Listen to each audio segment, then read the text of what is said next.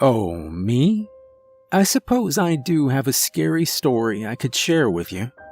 Edwin and Scarlett snuggled in closer to me, their faces lit up with anticipation, giving me the hint to spill the beans. I chuckled as I remembered their mom telling me specifically not to tell them anything scary. Well, your mom wouldn't be too happy with me if I told you a scary story. Remember last time? Edwin lifted the blanket to his chin as his cheeks turned the color of the tomatoes in my garden.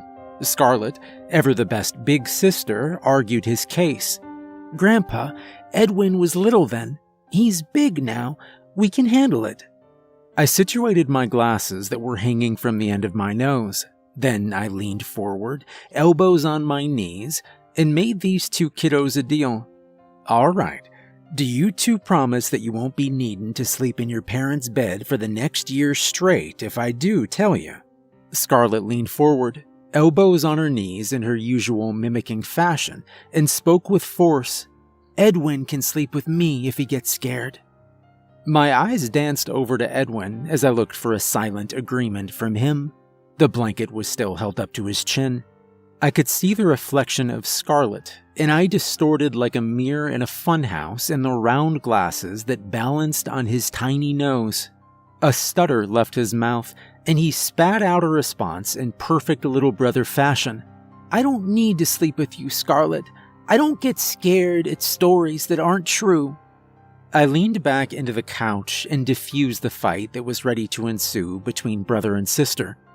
Well, this is a true story, Edwin.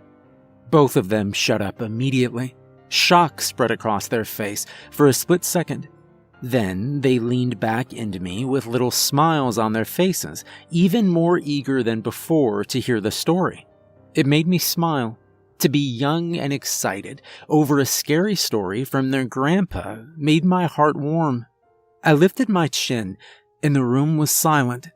Their little eyes glowed back in wonder as they waited for my response. All right, I'll tell you, but this story stays here. Got it? They both perked up and in unison said, Got it. All right. This story is about my dad and me. I was a little boy, about 7 years old, your age, Edwin. Edwin perked up at that.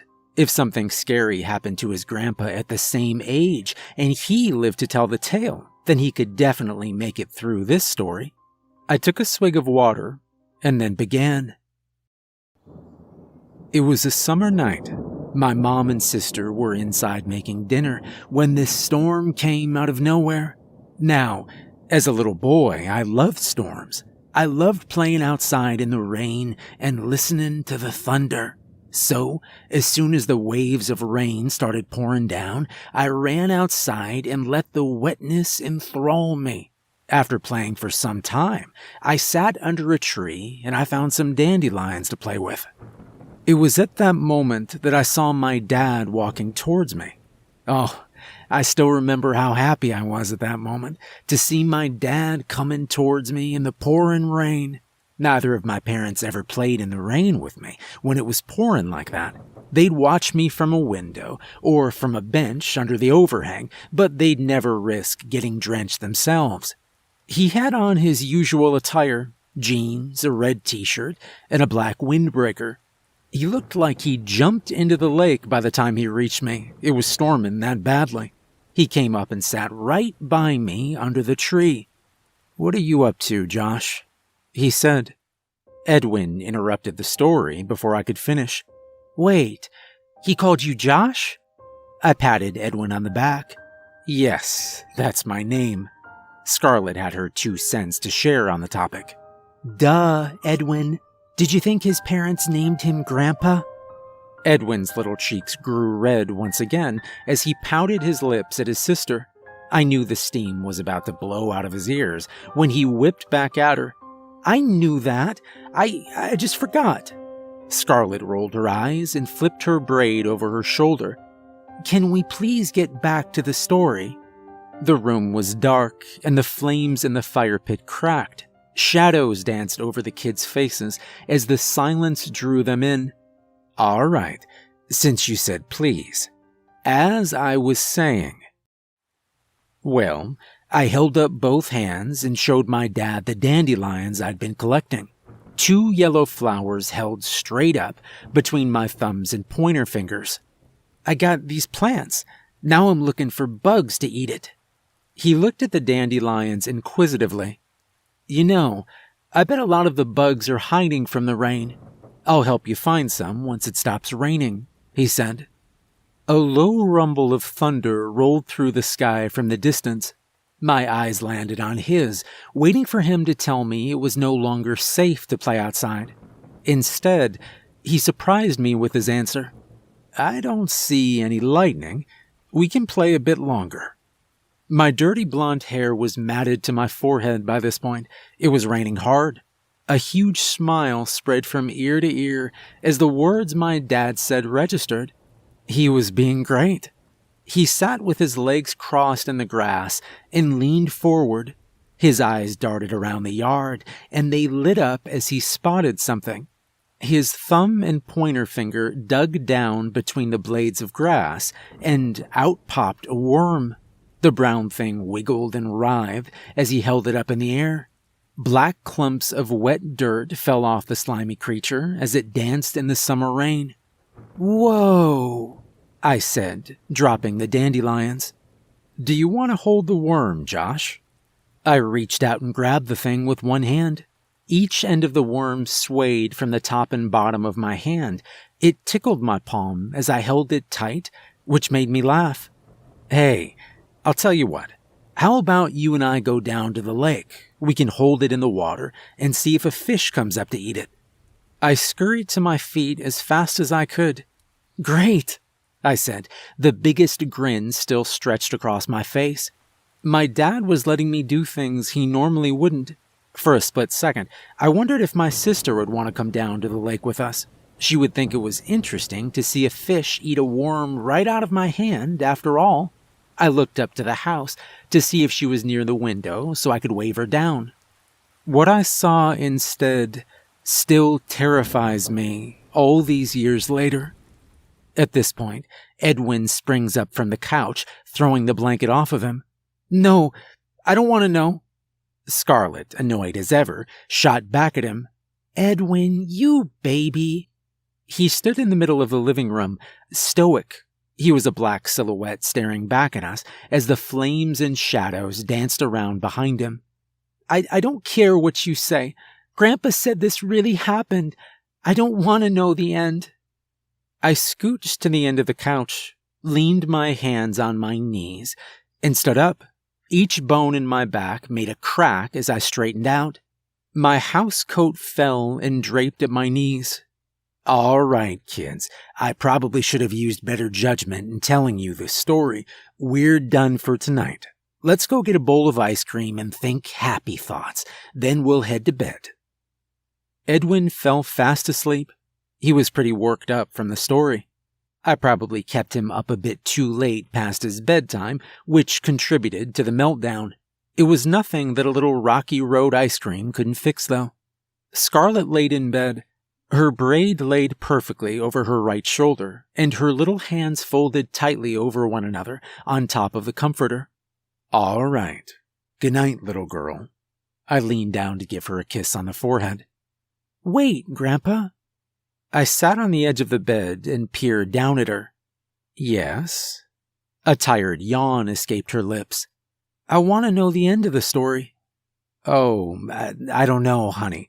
I really shouldn't be telling you these kinds of stories, especially right before bed. She situated herself under the covers and turned to her side. Her little hands came up to the side of her face in a prayer position, and she beamed up at me. Please, Grandpa? A little sideways grin lay on her face. I sighed and decided against my better judgment to continue the story. All right. As I was saying, I looked up at the window to see if I could see my sister. I knew she'd want to come down and check this out. Scarlett's eyes were wide and glued to me. She was invested. That's when I saw my dad in the window staring back at me, panic all over his face.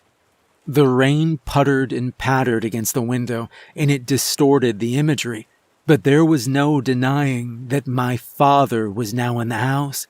I looked back through the yard and saw what looked to be my dad standing by me. Except now, he had his hand out and was more persistent about going down to the lake. "Josh, come on, take my hand. Let's go check out the fish." There was an eagerness to his voice that wasn't there before. It made me have a nervous feeling in the pit of my stomach. My eyes shot back up to the house, and there was my dad using big, frantic arm motions, waving me inside the house. There was fear in his eyes. The dad who stood outside with me was even more persistent now. "Josh, I said let's go." Now, he had a tone to his voice that had somehow become unfriendly and not so inviting. My intuition told me something was off about this, but my eyes were confused. How could my dad be outside and inside? I decided to tell my dad to wait a second, and that I wanted to get Sissy from the house to come down and watch the fish with us. Before I could wait for his answer, I darted back to the house as fast as I could, worm still in hand. When I walked through the front door, my dad ran for me as fast as he could. He scooped me up and locked the door. Mom was crying in the kitchen, and my sister was sitting at the kitchen table hyperventilating. The worm still danced in my hand. My sister stared back at me from the kitchen table with a petrified look on her face. Confused, I looked out the window, and then I saw it. Horror washed over me as I came to the realization of why everyone in the house was so scared. Standing in the yard was a black, lanky, human-like creature. It held 2 dandelions in its hand, and its head turned to look at the house. It had no eyes or lips to cover its mouth. We could feel the pain of this creature all the way from inside the house. The thing peered at the dandelions in its hand, then slowly dropped them down and slithered back to the lake to never be seen again. Scarlett's eyes were open as wide as they'd go, little black dots staring back at me in the darkness. "Grandpa, that really happened to you?" The bed squeaked as I sat back. "It was a long time ago, honey. I might not have remembered it correctly." She looked back at me, not with fear in her eyes, but with fascination. "Is that why you hate storms, Grandpa?" I looked over at Edwin's bed. He seemed to still be fast asleep. Silence surrounded Scarlett and I, while the darkness hung over us. "Well, my theory is that it came with the rain. Something to do with the rain opening a portal for it to escape out of the lake," she whispered in an attempt to not wake Edwin. "I think it wanted to bring you down into the lake with it. I think it was lonely." I whispered back to her in a more husky voice. "I think you could be right, but it's time to go to bed." Scarlett smiled, and another yawn escaped from her. "Good night, Grandpa." I walked to the door and turned to tell her I loved her and good night, but she'd already drifted off to dreamland by the time I turned around. I shut the door to her room and found myself surrounded by complete silence now. A roll of thunder filled the sky, and the pitter-patter of rain fell against the tin roof. I went to the window to look out at the storm that was rolling in, and a thought crossed my mind. Lightning struck, and the night sky lit up, giving a quick yet clear glimpse of what was going on in the night. I brushed my hand from my forehead down to my lips, and I shook my head. Maybe another night, when the kids weren't here. I locked the door, shut the blinds, and laid in bed as I listened to the rain.